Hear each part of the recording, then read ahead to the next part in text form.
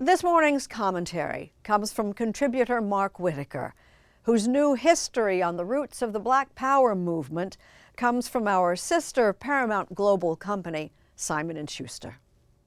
Don't be ashamed. We want Black Power. It began on a hot summer night in Mississippi with a cry from a young black activist named Stokely Carmichael.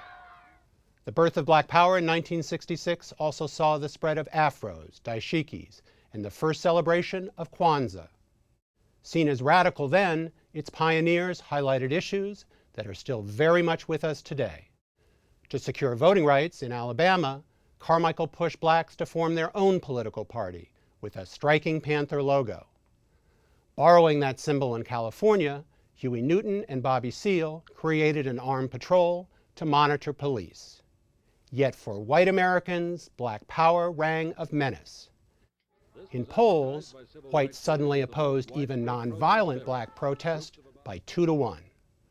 Rocks and racist taunts greeted Martin Luther King Jr. in Chicago. Infighting also plagued the movement. At a chaotic retreat, Carmichael ousted John Lewis, the future congressman, as leader of the Student Nonviolent Coordinating Committee, known as SNCC. SNCC militants pushed to expel all white members, leaving a trail of dried-up fundraising. Asked to explain Black Power, Carmichael often provoked more than persuaded. In a primetime special, he spoke with Mike Wallace of CBS News. Mr. Carmichael, if you had the chance to stand up in front of the white community and say anything you desired, say to him, "Understand me, white man," what would you say? I would say, understand yourself, white man. You are the savages. Yes, it is you who have always been uncivilized. Civilize yourself.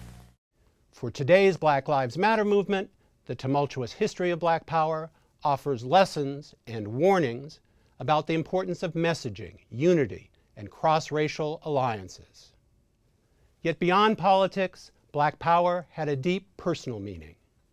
In 1966, veteran journalist Vern Smith was a student at San Francisco State University, where the push for black studies began. For him and his black friends, Vern says, it was almost like a born-again experience.